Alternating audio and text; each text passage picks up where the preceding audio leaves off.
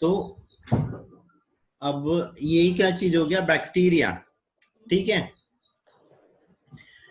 अगली चीज यहाँ पे एक्टिनोमाइसिटीज आते हैं, है ना। एक्टिनोमाइसिटीज मतलब क्या हो रहा है, वो वाले जीवाणु जो कवक के समान होते हैं लेकिन कवक जैसे नहीं होते हैं ना। और इनको क्या बोलते हैं यहाँ पे, ये जो एक संरचना बनाते हैं कवक जाल जैसी सारे बैक्टीरिया, ये क्या कहलाती है, माइसीलियम कहलाती है ना, माइसीलियम कहलाती है।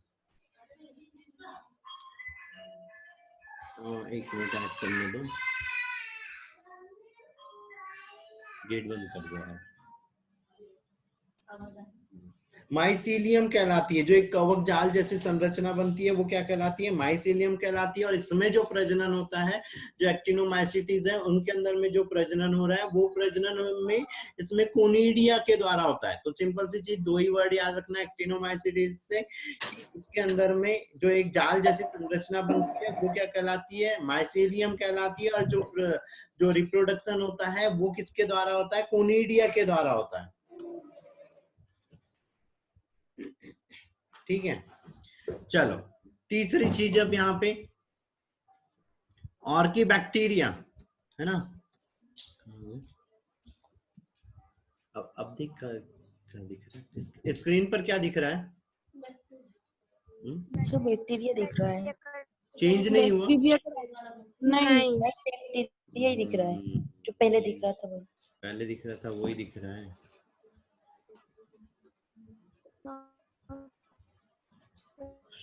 एक सेकेंड रुको, तो मैं दूसरी चीज दिखा रहा था।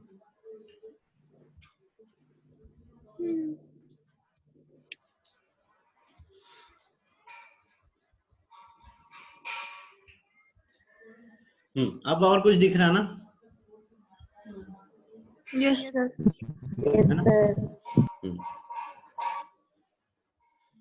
ठीक है, तो ऑर्किबैक्टीरिया, है ना। अब ऑर्किबैक्टीरिया के लिए जो चीज याद रखना, ये दरअसल हमारे वही वाले नोट्स हैं जो मैं बोल रहा था, है ना। वहां पर मैंने डायग्राम ऐड नहीं किए, तो ये कुछ मैं उसकी झलक दिखा सकता हूँ। सारे एनसीईआरटी के पॉइंट्स जो इंपॉर्टेंट चीजें हैं वो सारी चीजें इसमें ऐड करी हुई है। चलो, तो ऑर्किबैक्टीरिया, है ना। ऑर्किबैक्टीरिया में एक सेकेंड और रुको, दिख रही है ना स्क्रीन? यस सर, दिख रही है। ठीक है, ऑर्किबैक्टीरिया सबसे पहले, है ना। तो ऑर्किबैक्टीरिया में भी क्या हो रहा है, तीन प्रकार के मैथोनोजेंस है, हेलोफिल्स है और थर्मोएसिडोफिलस है ना।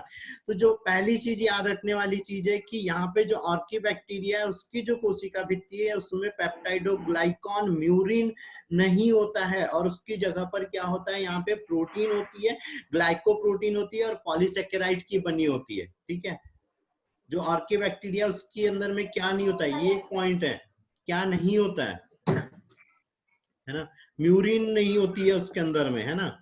उसके अंदर में रहता है प्रोटीन, ग्लाइकोप्रोटीन और पॉलीसैकेराइड्स की बनी कोशिका भित्ति उपस्थित होती है ना। फिर दूसरी चीज, ऑर्किबैक्टीरिया अम्लीय वातावरण में ज्यादा तापमान में यहाँ पे जीवित रह सकते हैं। क्यों जीवित रह सकते हैं, क्योंकि उसके अंदर में थर्मोस्टेबलाइजिंग एंजाइम पाए जाते हैं जो बाहर के टेम्परेचर से उसको प्रिवेंट कर लेते हैं, और अंदर का टेम्परेचर उसका जैसा का वैसा रहता है, जिसपे एंजाइम वगैरह वर्क कर लेते हैं, है ना। तो ये मैथेनोजेंस, है ना। और जो फिर मैथेनोजेंस में, ऑर्किबैक्टीरिया में ये तीनों चीज थी। तो मैथेनोजेंस के लिए याद रखना है, ये जो पशुओं का जो प्रथम आमाशय रुमेन रहता है उसके अंदर में उपस्थित रहते हैं और किण्वन के द्वारा मैथेन का उत्पादन करते हैं। ठीक है, किण्वन के द्वारा मैथेन का उत्पादन करते हैं।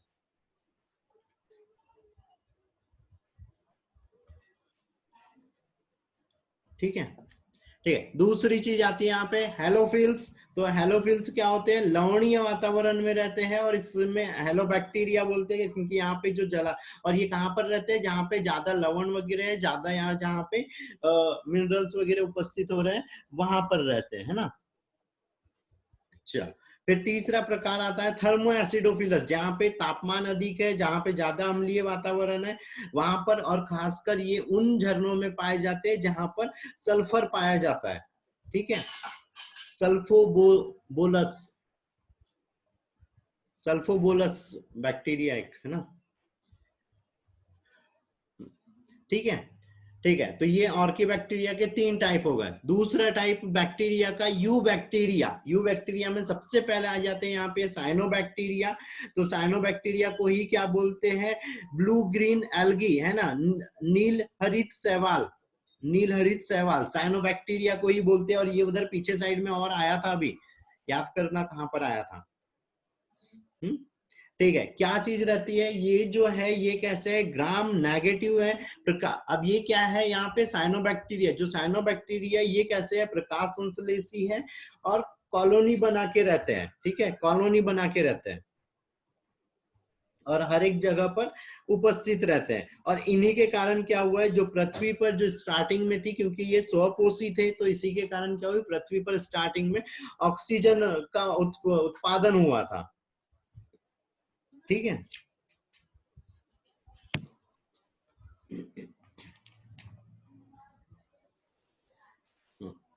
सर साइनोबैक्टीरिया ग्राम पॉजिटिव है या negative? Gram negative, gram negative, gram negative है। ठीक है,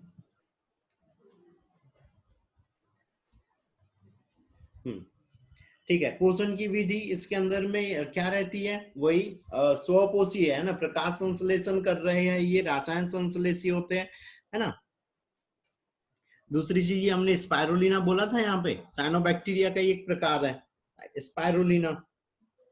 हाँ, single cell protein. Single cell protein में पढ़ा था।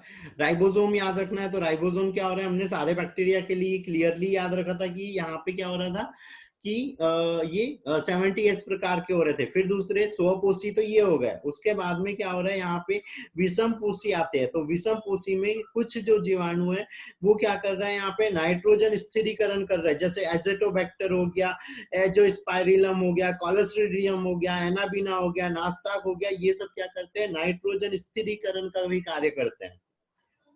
याद रहेगा, नाइट्रोजन स्थिरीकरण करते हैं। Yes sir. ठीक है, और इनके अंदर में नाइट्रोजन स्थिरीकरण के लिए कौन सा जीन पाया जाता है, निफ जीन पाया जाता है ना। निफ जीन, ये सर निफ जीन।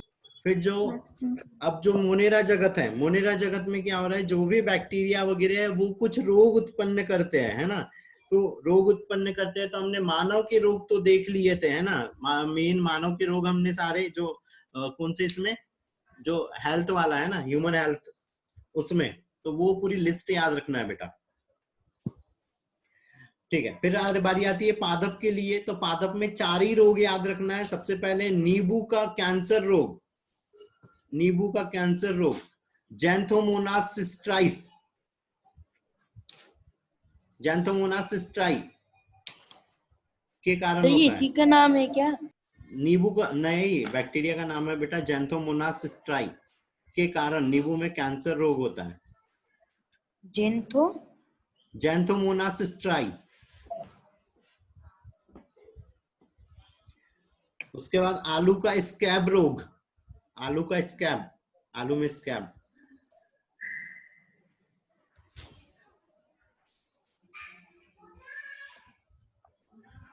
तो ये किसके कारण होता है? ये होता है स्ट्रेप्टोमाइसिटिस स्कैबिस, स्ट्रेप्टोमाइसिटिस स्कैबिस।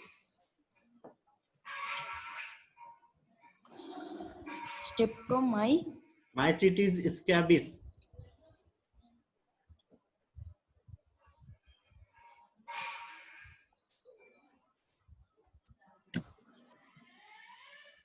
स्ट्रेप्टोमाइसिटिस स्कैबिस।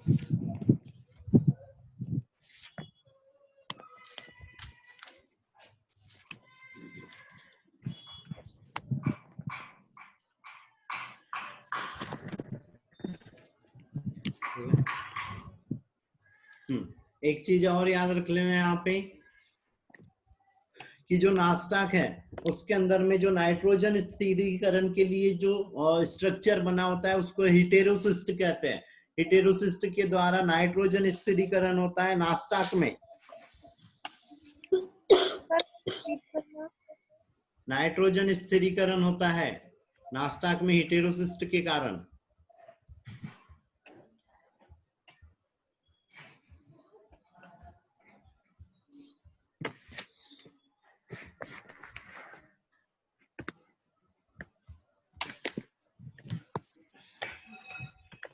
ठीक है।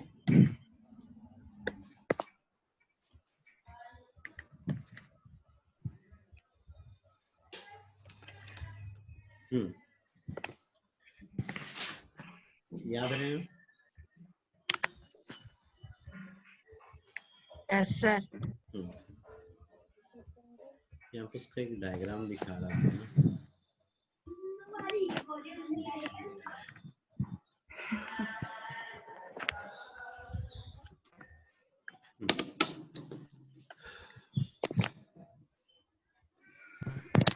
चलो, तो इतनी चीज याद रहेंगी यहाँ से। Yes sir. सर आपने बोला था 4 रो के 2 ही रो अभी तक और उसका आलू वाला। हाँ, 2 और बचे हैं। Blight of paddy, blight of paddy.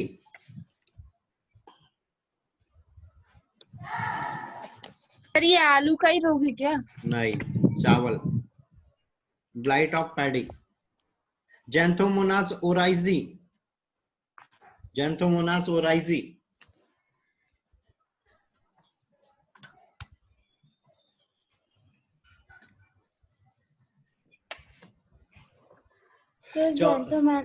Xanthomonas oryzae. Last, टमाटर आलू में, टमाटर आलू और तंबाकू, विल्ट, विल्ट रोग। टमाटर आलू और तंबाकू के अंदर में होता है विल्ट। इस्यूडोमोनास सोलेनेसियरम, इस्यूडोमोनास सोलेनेसेरियम। धीरे बोलिए ना, बोलिए। हाँ, इस्यूडोमोनास सोलेनेसेरियम। ये सोनेरेसियम। S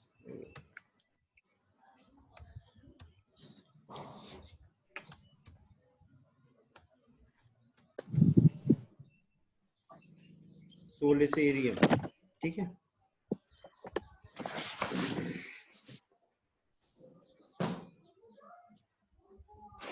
okay sir.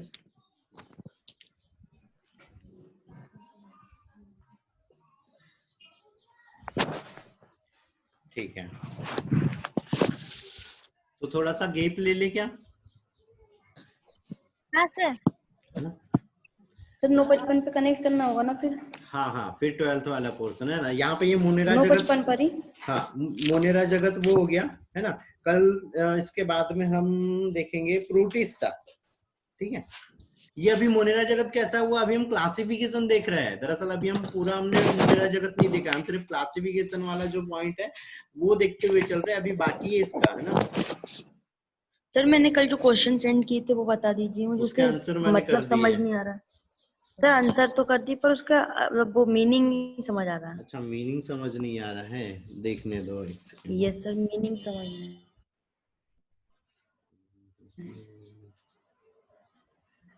नाम नहीं पहचान पाया, किसने किया था? तो क्वेश्चन ऐसे थे जो बन नहीं रहे थे। नाम बताओ ना। निकिता। निकिता, हाँ सर। ठीक है।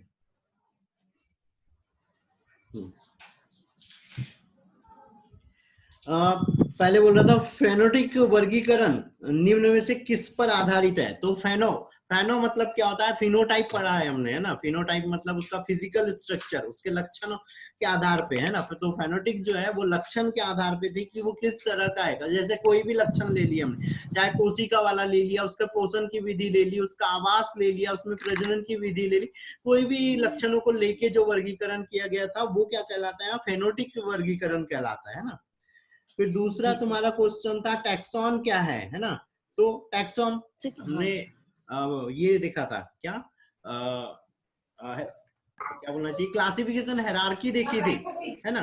तो क्लासिफिकेशन हायरार्की देखी थी, तो उसमें हमने यहाँ पे हम टैक्सॉन किसको बोल रहे थे, वर्गीकरण की जो इकाइयां हो रही थी, तो वो क्या बोल रहा है, एक टैक्सॉन होता है ना। तो एक टैक्सॉन का मतलब क्या चीज बोल रहे थे, एक, जैसे हम एक प्रकार के जीव ले रहे थे ना, तो इसका आंसर क्या हो रहा था, एक प्रकार के जीव। तो टैक्सॉन का मतलब ये है जहां पर एक जैसे जीव रहते हैं। जैसे हम एग्जांपल के लिए मान लो कि सारे के सारे गुलाब की जो प्रजातियां है ना, अलग अलग प्रजाति के, लेकिन वो जो गुलाब है वो क्या है, टैक्सॉन में आ रहा है, एक तरह से स्पीसीज का ही पर्यायवाची आ जा रहा है ना। फिर अगली Yes, चीज, sir. कृत्रिम वर्गीकरण किसने दिया था बेटा, ये तो पता ही है ना, लीनियस ने दिया था, कैरोलस लीनियस ने, है ना। फिर है फोटोलिथियोट्रॉप्स क्या होते हैं, तो फोटोलिथियोट्रॉप्स क्या होते हैं, वो वाले जीव होते हैं जो विकिरण से, जैसे प्रकाश संश्लेषण हो रहा, तो प्रकाश, बेटा बेटा ये यार कौन है,